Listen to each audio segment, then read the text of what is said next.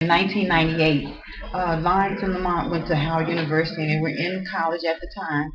They were arrested in January, went to court, went to trial in May, and found guilty rather, in June.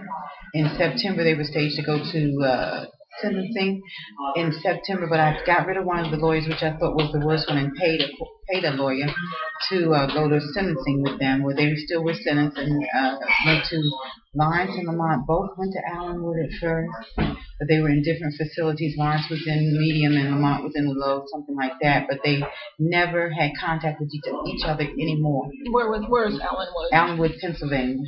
And so they never had contact with each other anymore. So with Lawrence doing the 15 and a half, Lamont got 19 and a half years because he was enhanced 2 levels for getting on the stand and saying that he and his brother were not crack dealers. After picking What was the original charge?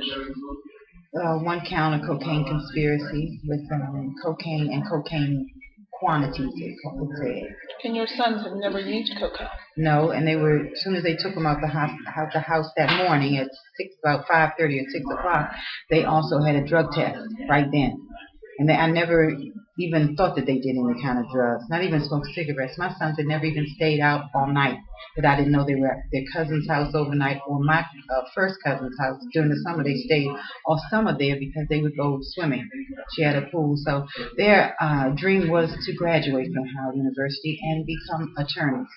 They wanted to go to Howard University, wanted to go to their law school, and their dreams were being answered.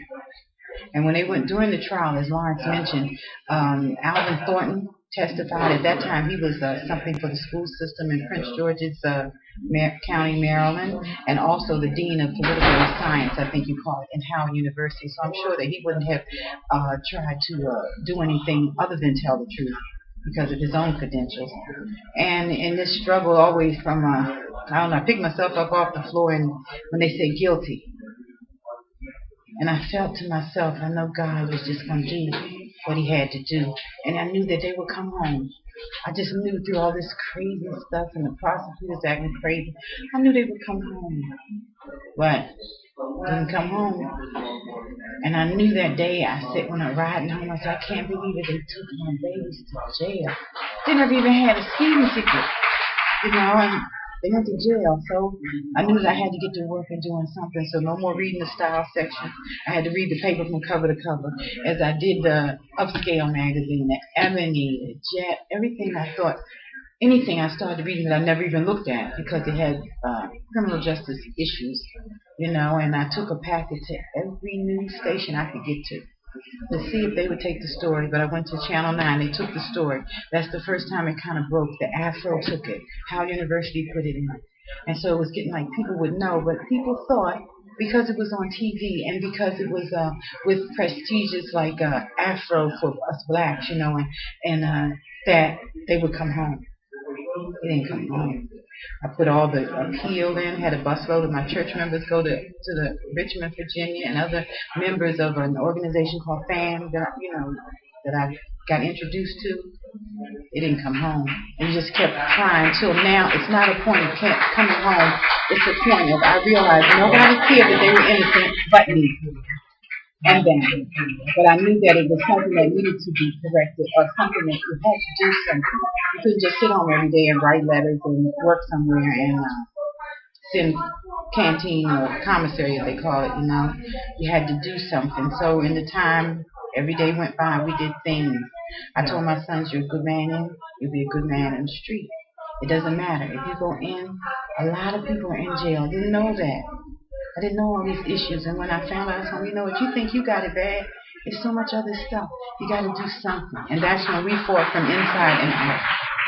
And let's go back to the drug test. You said they were tested for cocaine. What did the test do? It came out negative. No drugs. They tested for cocaine. I think it was marijuana also.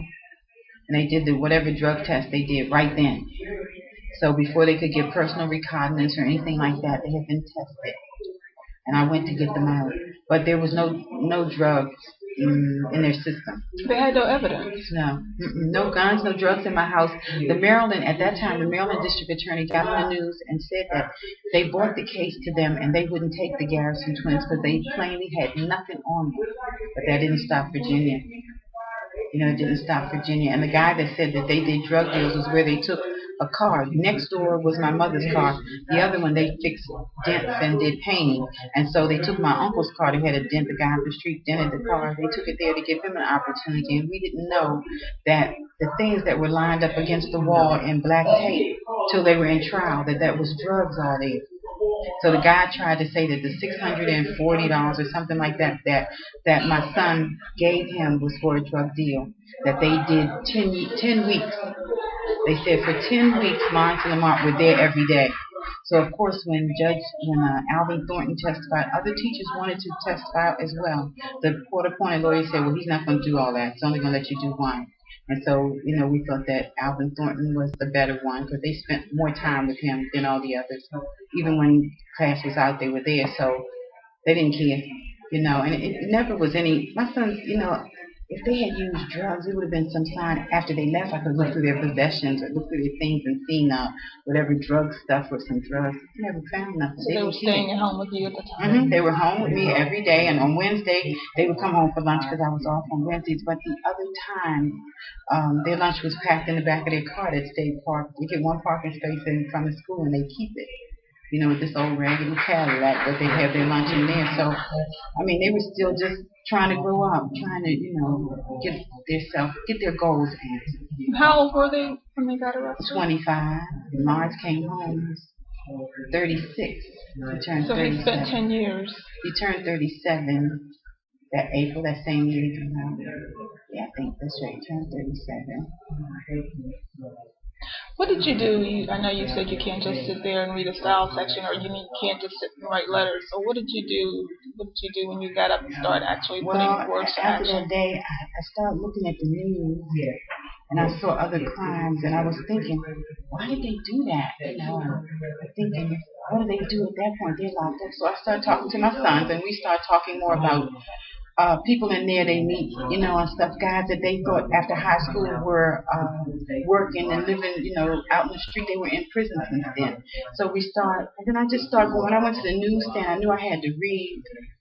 And I went to the newsstand and started looking at magazines that had different stuff on there, But then I would read the paper and I would hear that they went to do things on Capitol Hill, where the politicians would go, but I thought that only you had to be a lawyer or you had to be something special to go.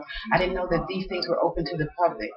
But once I found out that they were open to the public, I said, let me go try to put on some of these old suits I haven't worn, and let me try to look presentable to go up here to get some information. And that was crazy because people tell you all kind of stuff, but the internet was new. And I was just learning email, and I was just learning to use the computer that my mother and I shared, buying one computer so the boys could share. They didn't have a problem with sharing, so we bought a computer and we shared the bill.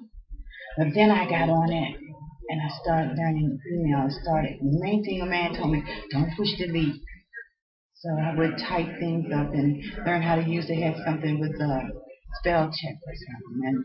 And I taught myself how to use that computer every day. From the computer, I made country people know I made a pallet on the floor with blankets, and I'd sleep there, go cook dinner for my uncle and I, and come back to the computer. And I taught myself to be able to get information. So I would send emails and information out, and I made an email address. And so people would email me information back. About what? About criminal justice things. Like, you go and you see this organizations or something. When you get on the internet and you learn to search, and I'd see something and it might say Drug Policy Alliance or something, that had something with drugs or sentencing, and I'd find it in my email, and then they'd say they're having a meeting or this thing is happening. And I called the organization, can't remember, and I asked them, how do you get to come? They said, oh no, it's open to the public. You can come. And then I told my mother, I said, it's open to the public. Then I look, I said, all kind of people are here. You know, you have to be invited, or you don't have to be a judge or a lawyer or something special. So when I went to jail, when they were still in Alexandria jail, my sons were there, and a lady told me that I needed to find this organization, Families Against Mandatory Minimums. And so when I got home, I looked in, I'm still looking in yellow pages. I looked in the yellow pages and I found it. And then I called them and they sent me summary forms and I sent them to my sons. They had to sign them and send them back. And that's when I kind of got into something stable instead of running around trying to catch up with stuff. And they used to have chapter meetings. I went to chapter meetings. That's why I was given the chapter meetings. But I went to the chapter meetings and I take my information. And it was so funny to me that these people that they say that they're working against mandatory minimum, but they didn't search the internet like I did.